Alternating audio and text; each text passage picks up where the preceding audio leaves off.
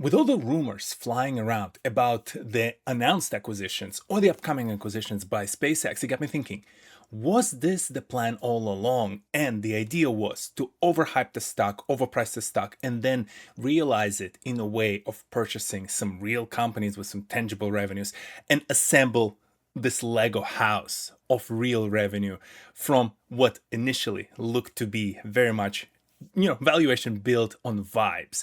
And this is what I mean. In my video about SpaceX, and you can go check it out a few weeks back, when I was talking about their valuation, kind of like the bits and pieces it's composed of, I spoke about how within their AI division, which is essentially going after the 28 trillion total addressable market, okay, 22.7, or whatever that number was. They had the software component, TohirT, which is essentially Grok and all the software AI tools. And then you had the chip factory and the terafab, right? Like those are the two underlying pieces. And there was a development within this area where essentially SpaceX announced the acquisition of Cursor, right? And it's an all-stock deal. Essentially, they're using their stock to go and acquire this pretty solid business. Again, I don't know if they're in profit. I highly doubt, but they've been growing like crazy. There've been a lot of positive news cycle around this company for a little while now. And so they're working on this acquisition, closing it in Q3. But then also the rumors started to speculate like, hey, are they like maybe acquiring T-Mobile because their president on the essentially their connectivity side, right? Like the one that's responsible for the Starlink. They're essentially talking about like, hey, we're going to have a mobile service that's going to be even bigger than what the Starlink is today. So that's the area where we're going to enter. And they were talking about whether they're going to acquire T-Mobile. Now there's a little bit of conversation about Charter, which is also funny because like once a week I take this train station over here. So see this building all the time in Stamford, Connecticut. But essentially, they're now talking about maybe they're going to partner with it. The reason being, the Starlink itself, although on paper is an amazing business, I really enjoy it. There are only so many people out there who are in this Venn diagram of people who can afford the Starlink service and who do not have a cheaper alternative like a broadband or some other maybe Wi-Fi network or 5G network nearby. And even out of those people, right, like those who really need that level of connectivity is also pretty small. So it's like very tiny amount of people who truly really need Starlink as a service. So essentially, you are technically competing with the software providers or companies like Charter that provides kind of like a Wi-Fi hotspots that allow you to kind of like tag into the entire system. And the reason for some of you who might say like, oh, but can't they go and essentially just build their own mobile service? Like it's actually pretty hard because there's a whole idea about spectrum.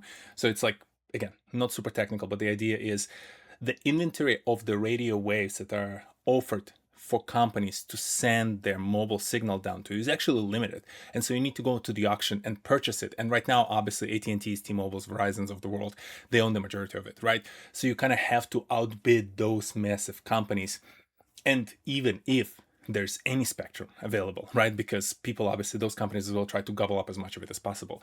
So it's really hard to break into this industry, kind of like I think it's built on purpose this way. So they have to find their roundabout way of doing it. And so that's kind of like fills that connectivity area.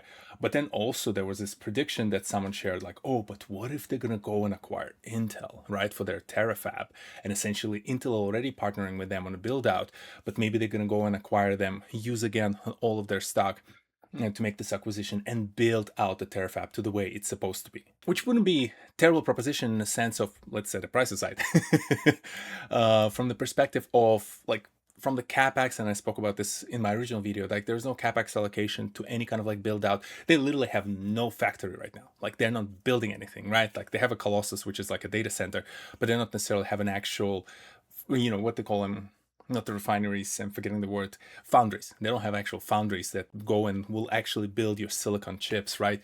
And start kind of like producing what you actually need the components for you to build a chip. And they're very adamant about the fact that they're not going to go to TSMC and outsource it back to, Southeast Asia. So it's like, are you really going to do this?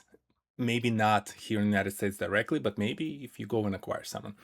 And the reason why I think it's important to consider is that, and the reason why I'm tying it back to the overvaluation of the company, a lot of people forget that when you go public, it's not only the benefit and like exit liquidity for your early investors, and it's like kind of like, the status thing, and it's an ability to give some money back to the employees who held onto the options and stock.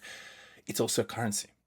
It's a currency that allows you to hire people, right? It's a currency that allows you to buy other companies, invest in businesses, right? And this is what happens when you have an overvalued stock like what SpaceX has right now. Like, the underlying metrics do not support any of that valuation, right? Like, it's been fluctuating between 1.75 trillion, I think, at the opening, up to like, I think as high as like 2.2, 2.5, I think, something like this. And now it's kind of like a little bit down, right? So you have that currency that's still pretty highly valued.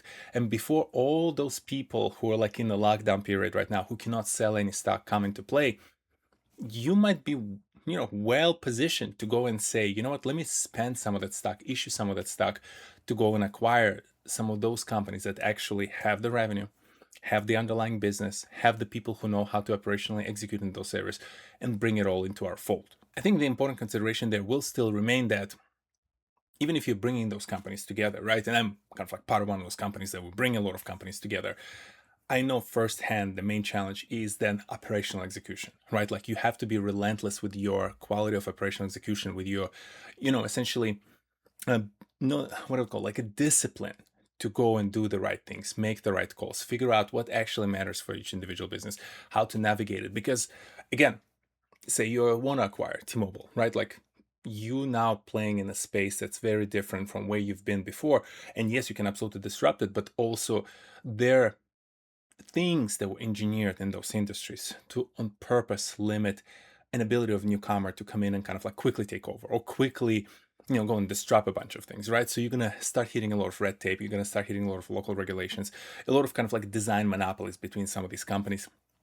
And navigating all of this will take a lot of attention and time, right?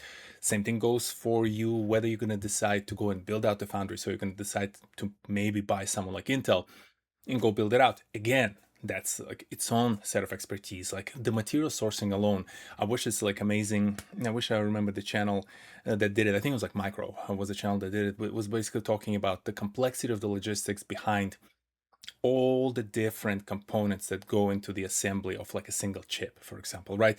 And you will think that, hey, it's only like maybe one or two companies, but there are literally hundreds and hundreds of companies that pretty much, like, some of them responsible for like the smallest, like a bolt size parts that are critical for the production of the chip.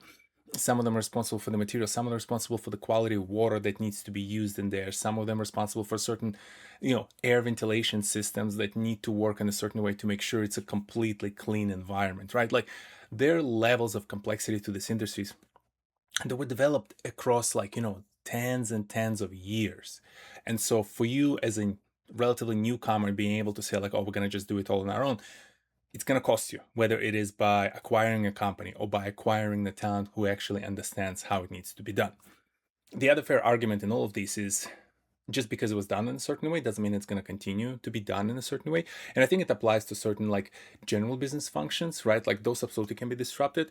From the perspective of actual technology, that's where it becomes completely different, right? Because even if you develop and say, like Elon Musk tried to claim that, oh, we already have a design on hands of some chip that's like 10x of what the fastest NVIDIA chip can do, like, prove it, build it, right? You're saying that you have a design, you've never tested it, you don't know how it works. Even if you say you build it and it does like performs higher in a certain test environment, like, send it out to 15 different AI companies and let's see if it works, or it sets the entire server room on fire, right? There again, one of those things that NVIDIA had as a benefit, like, they've been producing GPUs for like what, 20, 30 years.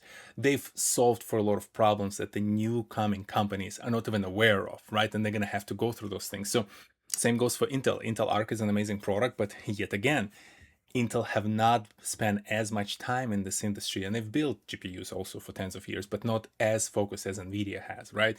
And so you start seeing this like interesting dynamic where acquisitions actually do make sense in those scenarios, right? Because you're just speed running your learning curve when it comes to those industries.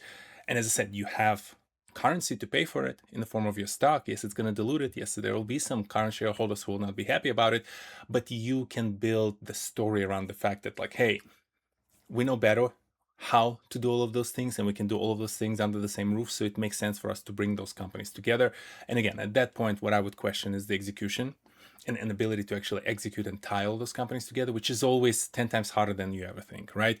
And so there's this interesting dynamic where I do start to wonder as I look at some of these plans that maybe it was always the plan all along as a company to say, like, you know what, we're going to boost that stock as much as possible because A, it's going to give us enough cash to go and pay out some of these debt holders who we've borrowed from, and also some of those early investors who we might want to leverage in the future investments. But then B, it's like, hey, now we have a currency to play with. And for the next like 60 to 180 days while the lockups expire, I can go and like issue those things and buy and propose certain companies to join the fold and start figuring out how to structure all of this for the upcoming, like, few years, which also, by the way, gives an interesting story for the company, because that's what Elon Musk is notorious for, right? Like, he always uses the promise of the future as a way to kind of like keep the stock afloat while the performance of actual company goes down. Look at Tesla as an example. So I wonder if also bringing those companies in gives you this ability to stop track of like, yeah, but we just brought this in and they're like completely archaic.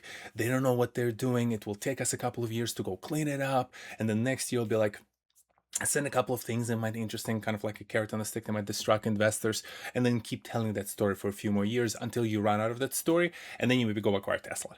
And you bring Tesla into the fold, and you get a couple of extra years worth of that story in terms of like, oh, the future is coming, oh, the big future is coming, right? So again, annoying. I made a video a couple of weeks ago about all the things I don't like about these upcoming IPOs, and also just in general the whole like vibe based economy, so to speak.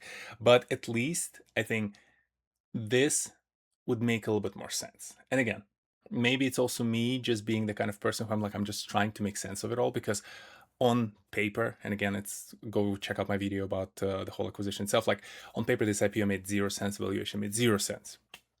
But as you start looking at all of these other components, you might say, okay, whichever way they came up with that part, at least now, rightfully or wrongfully, they can go and leverage the position that they're in to go and maybe have a more structured business around it. But then again, I highly doubt that they have right now the talent and ability to execute, but who knows?